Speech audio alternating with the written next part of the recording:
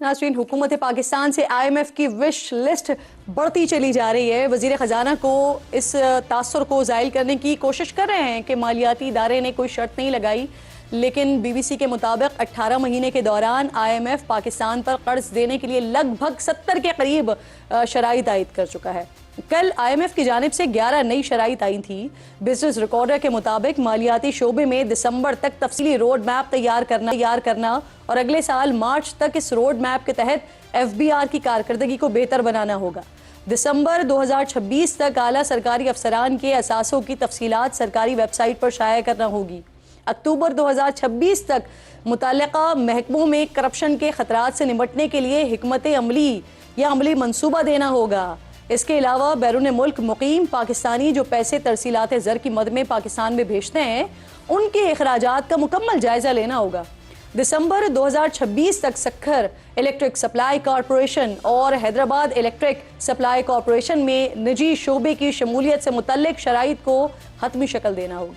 Sugar market की liberalisation के लिए कौमी पॉलिसी की मंजूरी, कंपनीज एक्ट में तरमीम, खुसूसी इक़्तिसादी जोन्स एक्ट में मुजव्वज़ा इस्लाहात पर कॉन्सेप्ट नोट शाया करना भी शराइत का हिस्सा है। सहाफ़ी शहबाज राना उनकी खबर के मुताबिक अब तक इस प्रोग्राम में IMF की जानिब से मजमूई तौर पर 64 शराइत आयद की जा चुकी हैं। अगर सिलसिला यूं ही चलता रहा तो शराइत की सेंचुरी हो सकती है। IMF सामने सर तस्लीम खम करने वाली आज की मौजूदा क़यादत पिछले दौर में पाकिस्तान तहरीक इंसाफ पर पाकिस्तान को IMF के हाथों गिरवी रखने का इल्ज़ाम लगाती थी। IMF के हाथों पाकिस्तान को गिरवी रखकर चला गया। कौम को भी बताओ कि IMF के हाथों मुल्क कैसे गिरवी रखा, क्या शराइत तय की, IMF का गुलाम बनाया। इमरान ने इस मुल्क की मईशत को इस तरह IMF के सामने गिरवी रखा जैसे इस मुल्क की माजी में किसी हुकूमत ने ना किया हो। नाज़रीन, जिस तरह IMF दबाव डालकर पिछली हुकूमत से डील करता था, आज भी वही सिलसिला जारी हमें दिखाई देता है। सिर्फ यही नहीं है, PTI के 1 करोड़ नौकरियों के दावे पर भी नून लीग बड़ा खुलकर तनकीद किया करती थी। कहा जाता था कि PTI ने तो नौजवानों को नौकरियां नहीं दी, लेकिन जब नून लीग की हुकूमत आएगी तो नौजवानों को नौकरियां मिलेंगी। लेकिन आज ही वजीर खजाना कह रहे हैं कि उन्हें हुकूमती साइज कम करना है। वो कैसे नौकरियां दे सकते हैं? हम नौजवान बेटों और बेटियों को लैपटॉप देंगे इंशाल्लाह, और लैपटॉप के साथ साथ इंशाल्लाह हम इनको हुनर भी सिखाएंगे और इंशाल्लाह बाइज्जत नौकरियां भी देंगे, रोजगार भी देंगे इंशाल्लाह। ये कॉन्ट्रडिक्टरी है फ्रॉम दैट डिमांड कि आप गवर्नमेंट का फुटप्रिंट कम करें। We are trying to bring the size of the federal government down, और उसी वक्त आप कहें जी कि यही उनको नौकरियां दें। So what we have to do is to provide that ecosystem. आज से 10 दिन पहले भी वजीर खजाना कह चुके हैं कि ये काम हुकूमत का नहीं है, यानी नौकरियां देना हुकूमत का काम नहीं है। इस सोच को तब्दील करने की ज़रूरत है। प्रोग्राम में मेरे इंतहाई मोअज़्ज़ज़ मेहमान राना एहसान अफजल साहब, जो कि कोऑर्डिनेटर हैं प्राइम मिनिस्टर के, ज्वाइन कर रहे हैं। मैं आपकी बेहद शुक्रगुजार हूँ। एक एक करके ज़रा मामलात को राना साहब डिस्कस कर लेते हैं। सबसे पहले सर, ये जो IMF की मज़ीद 11 शराइत आई हैं हमारे सामने, जिसके बाद ये कुल शराइत की तादाद अब हो चुकी है 64। PTI दौर में सर जब ये शराइत लगा करती थी तो मैंने अभी सुनवाया नाज़रीन को कि आप लोग किस तरह से कहा करते थे कि IMF के हाथों गिरवी रख दिया, हुकूमत ने IMF के सामने सरेंडर कर दिया। आज आप लोग भी यही काम कर रहे हैं और फिर साथ साथ इसके कसीदे भी पढ़ रहे हैं। राना साहब। बिस्मिल्लाहिर्रहमानिर्रहीम। देखें, अगर हम उन शराइत को एक एक करके स्टडी कर लें तो पता चल जाएगा कि ये मुल्क के मफाद में शराइत हैं या पहले ही हुकूमत इस एजेंडे के ऊपर चल रही थी जो कि लिंक हो रहा है IMF की इन नई जो 11 के करीब जो हैं। तो पहली तो FBR के ऊपर हैं, रिफॉर्म्स के ऊपर के finalise and publish a comprehensive reform road map. तो ये तो हम ऑलरेडी कर रहे हैं, उनके साथ मज़ीद इसके ऊपर फाइन ट्यूनिंग चल रही है और इसकी ज़रूरत ये वक्त की ज़रूरत भी है कि FBR आपका रोबस्ट हो, वो टैक्स एवेजन को भी रोके, वो टैक्स बेस को भी बढ़ाए। अब private sector participation in energy, Hesco और सेप्को का जिक्र आपने कर दिया, ये भी मुल्क के मफादात की बात है, पॉजिटिव बात है। तो ये ऐसे नहीं है कि ये IMF ने ये निकाला है, हम भी चाहते हैं और वो भी हमें कह रहे हैं। शुगर मार्केट की लिबरलाइजेशन पे पहले ही कमेटी बन चुकी है प्राइम मिनिस्टर की तरफ से कि इसको डीरेगुलेट किया जाए और इसमें जो हुकूमती इन्वॉल्वमेंट है जिसकी वजह से हमेशा उंगलियां भी उठती हैं, उसको खत्म किया जाए। अब ये IMF की शराइत भी है और प्राइम मिनिस्टर ने पहले आपकी बात से सर मैं ये समझ रही हूँ कि आप ये चाहते थे और IMF को शायद आपने तजवीज दी और IMF ने आपके ऊपर ये शराइत किया, ये बाउंडिंग कर दी। तो सर अगर आप ये सब करना चाहते थे तो ये पहले ही क्यों नहीं कर दिया कि IMF को बताना पड़ा कि पहले आप ये सारी चीजें भी करें? नहीं देखिए, होता ऐसे है कि जब आप ये काम कर रहे होते हैं तो IMF भी रिव्यू कर रहा होता है और फिर वो अपने टारगेट्स भी रिवाइज कर रहा होता है कि ये चीज़ें आप इस प्रोग्राम में भी ले आएँ, तो उससे ये स्ट्रेंथ भी मिल जाती है। अगर हुकूमत मिसाल के तौर पे शुगर लिबरलाइजेशन के ऊपर या डीरेगुलेशन की बात कर रही है और IMF देख रहा है कि हुकूमत इसके ऊपर इंगेज कर रही है और वो समझता है कि नहीं, हाँ इसके अंदर हम भी हुकूमत के साथ मिल जाते हैं और इसको एजेंडे का हिस्सा बना लेते हैं, तो इस तरीके से फिर ये आप ये एजेंडे का हिस्सा बन जाता है, जो कि एक पॉजिटिव चीज़ है ना। बात ये है at the end of the day, अगर शुगर मार्केट को लिबरलाइज किया जाता है या डीरेगुलेट किया जाता है तो यही चीज़ का जिक्र जो है इकोनॉमिस्ट और मुख्तलिफ फाइनेंशियल एक्सपर्ट कर रहे हैं कि ऐसा होना चाहिए। अब पब्लिक एसेट डिक्लेरेशन पे आपने फाइनेंस मिनिस्टर का भी सुना दिया, इसके ऊपर मजीद ट्रांसपेरेंसी की रिक्वायरमेंट है।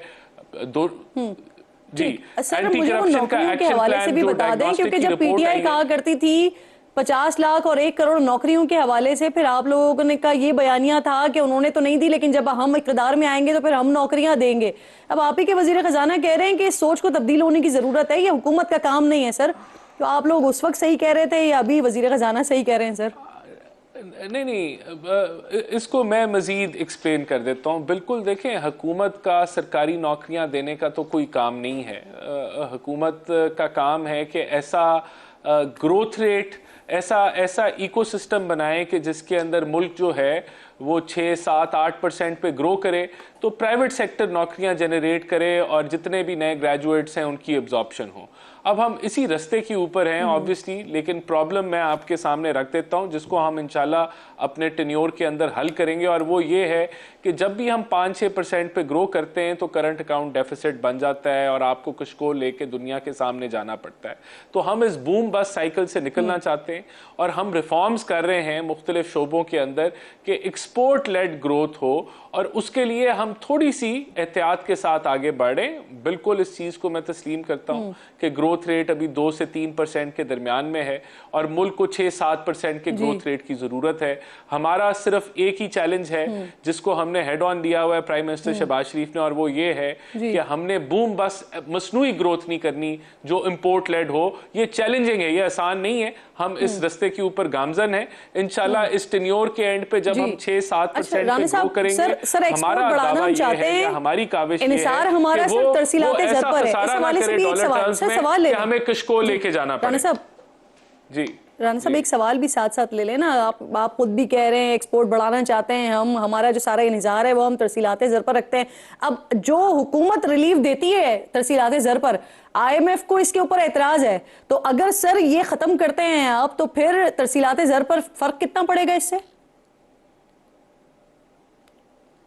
देखिए, ये बिल्कुल हम IMF के साथ इस चीज़ के ऊपर इंगेज कर रहे हैं और इंशाल्लाह ताला हमें उम्मीद है कि अगले बजट के अंदर हम एक्सपोर्टर्स के लिए ऐसा पैकेज निकालेंगे। अभी भी देखें, हमने IMF के होते हुए बिजली के रेट जो 16-17 सेंट पे चले गए थे उनको हम 12-13 सेंट के ऊपर लेके आए हैं, और जो क्या कहते हैं सूद की शरह थी उसको हम नीचे लेके आए हैं। तो हमने कोशिश की है कि हम इसमें IMF के प्रोग्राम में रहते हुए बेहतरी लेके आए। जो एक्सपोर्ट डेवलपमेंट सेस था 0.25% का, उसको हमने इसे भी मुझे करेक्ट कीजिएगा और कंफर्म कीजिएगा कि कोई शख्स $1 भेज रहा है पाकिस्तान में, तो क्या उस $1 पर 20 से 25 रुपए हुकूमत पाकिस्तान को देने पड़ते हैं कंपनीज को सर, जो भी एक्सचेंज कंपनीज हैं उनको? नहीं देखिए, मेरे पास इसकी एग्जैक्ट डिटेल नहीं है कि जो मैं आपको शेयर करूं, लेकिन हम इस निज़ाम को भी जो है हमने एजेंडे पे लिया हुआ है कि जो रिमिटेंसेस का निज़ाम है उसको हमने बेहतर बनाना है और उसको आसान करना है, और जो बैरियर्स हैं लीगल चैनल्स के ज़रिए रेमिटेंसेस भेजने के उसको बेहतर करने की ज़रूरत है। लेकिन जो आपका स्पेसिफिक सवाल है, मैं आई एम सॉरी, मैं आपको ऐसा जवाब यानी चले ये तो आप मुझे बता देना कि जो सहूलत हुकूमत दे रही है रेमिटेंसेस पर, क्या वो ख़त्म करने ही जा रहे हैं आप लोग? नहीं नहीं नहीं, बिल्कुल भी नहीं। हम रेमिटेंसेस को इनकरेज करना चाहते हैं और अभी तक जो हमारी पॉलिसी रही है रेमिटेंसेस के हवाले से वो निहायत कामयाब पॉलिसी रही है, क्योंकि रेमिटेंसेस बड़ी हैं और ऑफिशियल जो अनडॉक्यूमेंटेड तरीके से रेमिटेंसेस आती थी वो कन्वर्ट हुई हैं ऑफिशियल चैनल्स के ऊपर। रेमिटेंसेस ऑफिशियल जराए से आना शुरू हो गई हैं। हम कोई मराद अच्छा सर, मुझे ये बताइए जो गैस सेक्टर है इसका गर्दिशी कर्जा खत्म करने का प्लान सामने आया है राना साहब, जिसके तहत पेट्रोलियम मसनूआत पर लेवी में ₹5 इजाफा किया जाएगा। पहले ही हुकूमत सर तकरीबन जो है ना ₹70 लेवी वसूल कर रही है। अब सवाल ये है कि चाहे कर्ज उतारना हो या बलूचिस्तान में सड़क बनाना हो, सर यही हल रह गया है कि लेवी बढ़ाते जाएं आप पेट्रोल पर? देखिए, ये अभी प्लान जब फॉर्मली लॉन्च होगा तो मैं इस पे कोई कमेंट कर सकूंगा।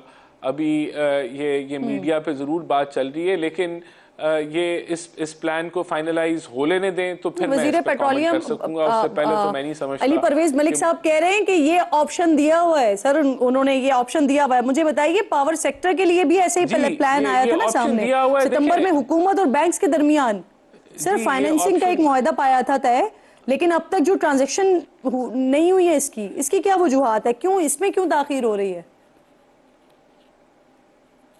नहीं, देखें, ये इन चीज़ों को फाइनलाइज हो लेने दें तो फिर मैं कमेंट करूंगा। बिल्कुल इस तरह के प्लान्स हमेशा 3-4 किस्म के प्लान दिए जाते हैं। अब उसमें से कौन सा सिलेक्ट होता है तो वो हो जाए तो फिर हम उसके ऊपर बहस कर सकते हैं।